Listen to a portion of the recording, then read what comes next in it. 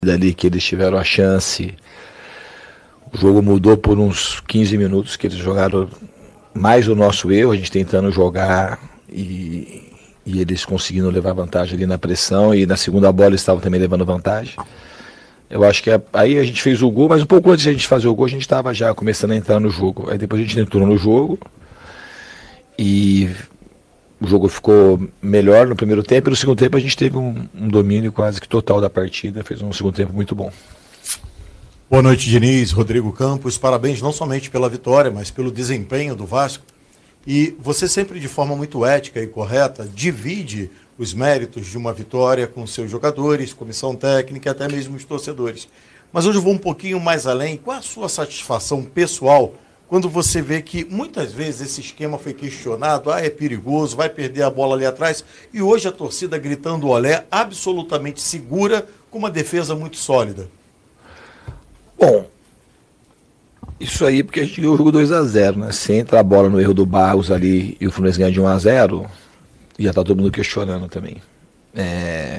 A gente só tem segurança de que as pessoas estão entendendo no dia que a gente perde por conta de uma falha. Tipo, é um jogo de risco. O Fluminense também errou na saída do nosso gol, a gente roubou uma bola alta também, numa pressão alta. Mas a gente cobra para os times serem mais ousados, mas a gente só pode ser ousado se vencer a partida. Se não vencer a partida, você tem que ser conservador. Então, hoje, os elogios assim têm muito a ver por conta do desempenho, mas por conta da vitória. Acho que teve jogo, por exemplo, contra o Ceará, a gente fez um jogo que a gente perdeu no final, a gente foi questionado, porque a gente perdeu uma bola na saída. E para a gente melhorar, o jogo é o melhor treino. A gente tem que se arriscar no jogo, porque só lá no CT a gente se permitir o erro, se permitir jogar, não adianta. O Barros só vai melhorar se ele tiver condição de errar. No Fluminense, muitos jogadores, o Martinelli hoje joga absolutamente sólido na saída, porque ficou 2, 3 anos pegando bolas espremidas e o cara vai aprendendo a jogar dessa forma. Então eu estou muito contente, eu acho que o time foi premiado pela vontade, pela seriedade que encarou o jogo e, sobretudo, acho que pela coragem. Boa noite, Diniz, Danilo do Expresso 1923, parabéns pela vitória. A pergunta é sobre o ataque, o Vasco que não deu tantos chutes a gol, mas foi letal quando chegou. E especialmente da confiança, né? A gente vê um Ryan chutando de longe, chutando de média distância. Como é que você destaca isso em relação aos treinamentos e aos jogos? Obrigado. Bom, eu acho que assim, o volume de chutes às vezes não diz o que foi a partida. No segundo tempo a gente teve um controle meio que absoluto do jogo, a gente soube selecionar a hora de jogar, a hora de atacar, a hora de controlar, e a gente foi muito eficiente, na verdade, nos chutes. Teve um jogo agora recentemente, Corinthians e Atlético Mineiro. O Corinthians também finalizou poucas vezes, mas teve um volume ofensivo muito importante. Acho que no segundo tempo a gente teve um volume ofensivo, embora tenha chutado pouco, a gente teve um volume muito importante de controle, de posse e com chances claras para poder fazer ataques que poderiam terminar em gol. Em relação ao Ryan, especificamente, ele só vai confirmando aquilo que eu percebi muito precocemente quando eu cheguei aqui. Reafirmo mais uma vez, ele é um jogador que tem que estar no radar de Copa do Mundo. Ele é um atacante cada vez mais sólido, ele está se conhecendo e se autoafirmando como um grande atacante. E o Ryan de hoje, ele tem tudo para o de amanhã ser melhor que o de hoje, porque ele está crescendo cada vez mais. Ele é um jogador muito especial. Diniz, então você já falou do Ryan, Coutinho foi outro destaque. Queria que você falasse do Barros, mesmo sem o Hugo Moura, né? Ele, ao meu sentir, foi um dos melhores em campo. O Barros está crescendo muito, desde quando ele chegou. Foi uma grande contratação, né? Embora seja um retorno que a gente pediu o retorno dele, mas foi uma grande contratação. Acho que a nossa janela ela foi muito boa, e é bom a gente ressaltar, porque assim que abriu a janela, tinha uma exigência externa muito grande para a gente contratar. E a gente, sem dinheiro para contratar, a gente tinha que fazer movimentos muito cirúrgicos e para a gente aumentar a nossa chance de dar certo. A gente acabou fazendo as contratações praticamente no final da janela. E depois de muito esmero, de muito trabalho, de assistir muito vídeo, de muito desgaste, e esses jogadores vieram e E todos eles somaram. E especificamente falando do Barros, é um jogador que é um jovem, também que tem tudo para crescer cada vez mais. Tem muita força física, tem muita mobilidade no campo, um jogador que ganha muito duelo. E com o tempo, se expondo a grandes jogos como o de hoje, ele vai ganhando mais confiança e mais naturalidade para o jogo dele com a bola nos pés também evoluir cada vez mais. Boa noite, Diniz. Sérgio Quinde, canal Atenção Vascaínos, Vitória Vascão. Vitória Vascão. Você já enfrentou o Zubeldia essa temporada, quando ele era técnico de São Paulo, conseguiu um bom resultado, um jogo inclusive que ele foi demitido do seu ex-time. Hoje enfrentou novamente, mais uma vitória. Queria que você comentasse como que você encara esses confrontos individuais com treinadores, né? Um treinador contra o outro, uma metodologia de jogo contra a outra. E se o jogo de hoje, de alguma forma, o Vasco vai enfrentar o Fluminense pela Copa do Brasil, só em dezembro, outra competição, se você acha que traz uma confiança maior para esse confronto, joga uma pressão para o adversário, ou se não tem nada a ver, é outra coisa. Obrigado. Eu acho que não tem absolutamente nada a ver.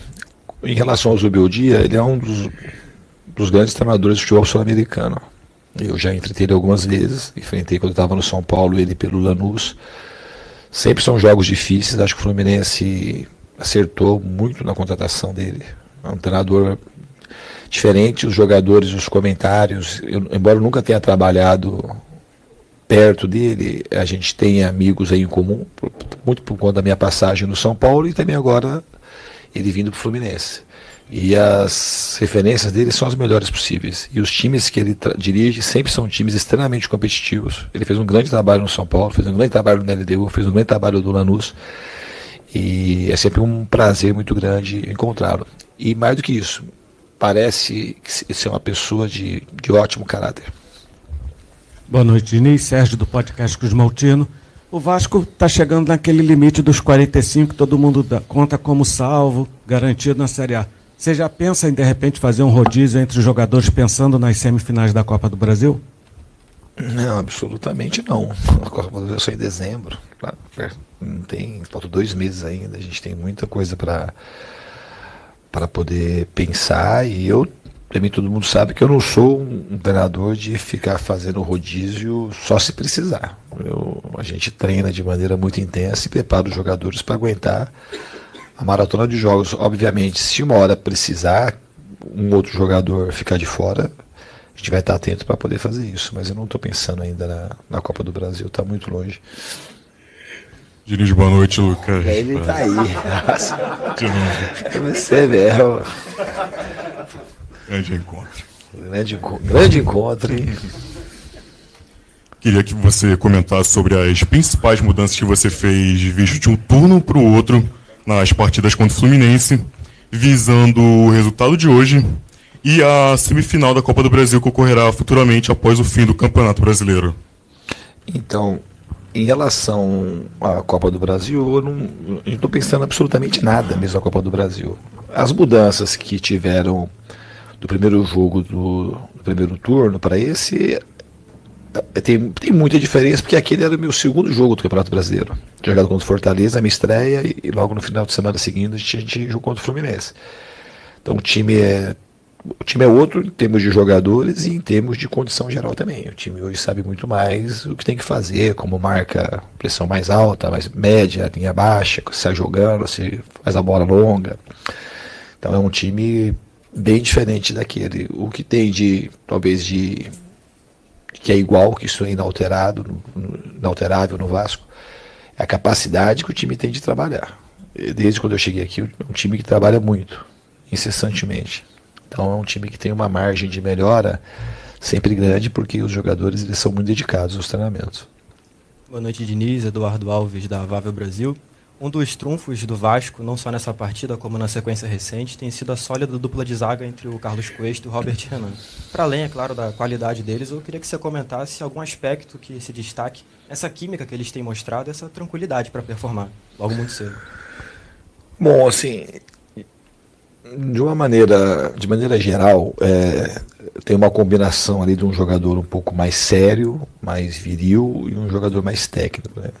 Mas eu não acho que isso é o mais importante. Poderia ser 2 jogadores mais viris e também 2 jogadores técnicos. Eu acho que são dois jogadores que têm muito potencial. E são 2 jovens ainda. Embora o Cuesta pareça um senhor, Ele tem 25 anos, eu acho. E o Robert Renan tem 21, embora ele tenha uma estrada já no futebol importante, de Corinthians, de seleção brasileira, de Inter, de jogar fora do país. E, então são dois jogadores que têm muita saúde, jogadores que conseguem treinar e jogar partidas sequenciais sem nenhum problema. E o mais importante, eu acredito, que é a maneira como o time se comporta como um todo. Hoje o time marcou muito bem e você vê o que o Coutinho se dedica na marcação, o Ryan e os dois pontas, é absolutamente admirável. E é a maneira que eu concebo o futebol, de todo mundo participar do jogo na hora que tem que defender e na hora da construção também todo mundo se apresentar. E aí, somando isso com a qualidade individual dos dois, eu acho que teve esse resultado importante aí, que é sempre bom vencer um jogo sem tomar gol de novo. Boa noite, Nis. Thiago Brandão, da Litoral News. A gente está vendo muitos destaques do Vasco sendo comentados, Cuesta, Robert Renan, o próprio Ryan, e pouca gente fala do Nuno Moreira. Ele é um jogador que no seu primeiro ano já marcou nos 3 clássicos, marcou contra o Flamengo no Carioca, o Botafogo na Copa do Brasil e o Fluminense no Brasileiro. Queria que se você falasse um pouco dele, e dele aparecendo na área, né? A gente está vendo o Nuno aparecendo muitas vezes na área para finalizar ali, pegar rebote, aparecer como uma opção. Queria que você falasse um pouco do Nuno. O Nuno é um dos jogadores mais inteligentes que eu trabalhei. É um jogador que gosta muito de futebol, consome futebol, tem muita inteligência para jogar, para absorver informação. E eu acho que ele vai aprendendo cada vez mais, também assim como o Ryan, cada um do seu jeito, reconhecer o próprio potencial. Um jogador que caiu igual uma luva no Vasco da Gama e para trabalhar comigo também tem muita facilidade. Eu fico muito feliz dele poder performar bem, fazer gols e dar muitas assistências, que ele tem muito gol e tem muita assistência para a posição que ele joga. É um jogador extremamente tático e que muito solidário e que ajuda a gente em todas as fases do jogo. Diniz, boa noite. Vitor Duarte, da TNT Esportes. Primeiramente, parabéns pela vitória. Obrigado. Diniz, após a partida, após o apito final, você teve uma discussão com o Freitas, até com troca de xingamentos. Você pode explicar o que aconteceu naquela situação ali dentro do campo ainda? Não aconteceu nada demais. Para comentar muito assim, não tem nada. Entendi muito o que ele estava reclamando e foi muito rápido também. Não é uma coisa que mereça grandes destaques. Foi uma discussão bem normal e que não teve nenhuma extensão. Então, no próximo jogo vai estar tudo ok. E é um jogador que está muito bem do Fluminense, um jogador que tem muita vontade, um jogador canhoto, é um grande jogador de futebol. Professor Diniz, Eduardo Canelas, a hora do Vasco, Vitória Vascão, sempre bom te ver feliz. Quero falar sobre o Andrés Gomes. A gente fala no meio do futebol sobre os operários da bola. Muitas vezes passam despercebidos por todo mundo. Hoje tem destaque para o Ryan, tem destaque para o Nuno. O Vasco teve uma atuação muito bem, muito consolidada dentro de campo. Mas eu queria entender um pouquinho como foi esse processo de maturação do Andrés Gomes dentro do Vasco desde a chegada dele aqui. Porque era esperado que ele fosse esse jogador. E hoje nessa partida, por exemplo, ele tem aqui na minha colinha 3 recuperações de bola, 1 interceptação, faz 2 faltas. É um cara que compõe, recompõe, cria, ajuda. Hoje ele roubou uma bola espetacular no contra-ataque do Fluminense. Como que é o seu dia a dia? Como foi esse dia a dia com esse jogador que realmente ainda não fez aquele gol, ainda não teve aquela atuação que vai chamar a atenção e consolidá-lo como aí um dos destaques do Vasco da Gama, mas tem realmente ido muito bem. Obrigado. Eu acho que embora o Andrés não tenha feito o gol, eu acho que ele já foi destaque individual em algumas partidas. Hoje ele jogou muito bem, mas contra o Fortaleza no primeiro tempo ele foi o grande destaque individual do Vasco. Ele levou vantagem em todos os lances que ele pegou. Já tinha entrado bem contra o Corinthians, tinha dado assistência, ele foi decisivo contra o Vitória, então individualmente ele tem se destacado bastante. É um jogador que também é outro que tem um jovem que tem um futuro, na minha opinião, brilhante. É outro jogador que vai se reconhecer aqui no Vasco, que ele tem bastante coisa ainda para voltar para fora. Tem uma certa... Esses jogadores saem muito jovens, no caso dele sair da Colômbia para ir para fora, e você ainda não se consolidou como jogador, existe uma tendência de frustrar um pouco, não ter a paciência necessária. Na Europa tem uma tendência de ser um tratamento um pouco mais frio, de contratar o jogador, gastar dinheiro e o jogador chegar e ter que resolver rapidamente. Que foi uma coisa que aconteceu com o Matheus França. O Matheus França saiu do Flamengo aqui se destacando, ficou 2 anos no Crystal Palace praticamente sem jogar. Agora que ele está entrando na sua melhor condição. Então o Andrés, eu acho que aqui a tendência dele, assim como o Cuesta, o Robert Renan e o Ryan, que são jovens, é de um crescimento exponencial. Diniz, boa noite, Amadeu no canal Na Torcida Vascaínos. Queria falar dos dois volantes do Vasco, Tietê e o Barros. Você gosta de ver o Barros como o primeiro ou segundo volante? Porque pelo que eu vi, quando o Barros começou a jogar mais de segundo volante, ele cresceu mais no jogo. E o início do jogo, eu vi assim o Tietê errando algum posicionamento. E teve uma hora que você chama atenção, eu não sei, ele teve uma situação com o Coutinho, que você vai conversar no pé do ouvido do Coutinho, eu não sei se estava falando sobre o posicionamento de algum jogador ali na volância, porque depois acho que o Tietê volta a realmente jogar aquele futebol que todos nós esperamos que ele jogue. Tem alguma preferência de primeiro ou segundo volante? O Barros ou o Tietê? Não, eu acho que naturalmente o Barros tem características um pouco mais defensivas do que o Tietê. É um jogador que pode até jogar de zagueiro, assim. Eu acho que o Barros ele é mais parecido com o Hugo Moura do que com o Tietê. O Tietê é um jogador que tem a sua formação, as categorias de base, de jogar de camisa 10, de ponta para recompor, como joga o Nuno Moreira, que já jogou assim comigo no Aldax, já jogou assim comigo no São Paulo, um pouco mais à frente. Então o Tietê é um segundo volante clássico que pode jogar de primeiro. Eu acho que o Barros tem características mais parecidas com o Hugo Moura do que com o Tietê. Boa noite, Diniz. Luiz Cristo, do Fim de Jogo. Parabéns pela vitória. Na sua opinião, qual é o grande ponto forte no jogo do Ryan? Não tem. Eu acho que aí se pergunta para a pessoa errada, hein? Um ponto forte. Eu acho que o Ryan, como eu disse, é um jogador muito completo. Ele tem muita coisa, muita qualidade. Eu vou repetir para vocês o que eu já falei. Ele é um jogador de 19 anos. Ele é um jogador grande. Ele é um jogador rápido. Ele é um jogador ágil. Ele é um jogador que chuta com muita precisão de qualquer lugar. Um jogador canhoto. Um jogador que dribla. E um jogador que sabe construir. Que sabe tabelar, que sabe virar o jogo. Quando ele precisa dele vir na primeira fase de construção, ele vem. Quando precisa cair de um lado, ele cai. Do outro lado, ele cai. E hoje ele está começando a aproveitar melhor a sua impulsão. E é um jogador muito atlético, o Ryan. Ele é um jogador muito completo. Quando eu falo que precisa ter um olhar criterioso com o Ryan, é porque ele está em franca evolução e sobrando cada vez mais. Então ele é um jogador que merece a atenção da seleção brasileira, para um olhar bem específico para ele. É um jogador bem especial. Aqui, Diniz, Fernanda Pisotti, da Rádio Band News FM. Queria que você falasse sobre o seu momento, né? Talvez depois que você tenha saído do Fluminense, conquistado a Libertadores, talvez você esteja vivendo um momento mais tranquilo, digamos assim, né? Com essa sequência toda do Vasco da Gama. Então, eu queria que você falasse sobre isso, sobre o seu momento. Hoje você teve seu nome gritado pela torcida do Vasco. E também, se possível, sobre os próximos confrontos, que são confrontos diretos ali com clubes que estão no G8, né? E que pode, de fato, concretizar a vaga do Vasco ali no G8. Obrigada. Eu vou começar pelo final. Eu acho que a gente tem adversários muito duros, muito difíceis. Jogar lá enquanto o Red Bull é sempre difícil. A gente tem o São Paulo, que é um grande time, é um clássico nacional, e por aí vai. Daqui a pouco a gente tem Botafogo, tem Bahia, tem Mirassol aqui em casa. Então a tabela do Campeonato Brasileiro é difícil para todo mundo. A gente tem que encarar jogo a jogo, a gente está fazendo. Tem essa semana agora para se preparar até domingo para fazer o nosso melhor lá em Bragança.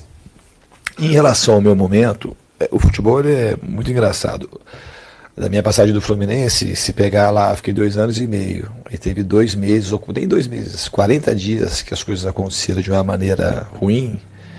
Aí fizeram um alvoroço e pressão, e a gente perde a racionalidade. Aí parece que esses 40 dias dá para comparar com tudo que aconteceu no Fluminense. Aí eu fui no Cruzeiro, fiquei praticamente 2 meses. Foi o que eu trabalhei no Cruzeiro.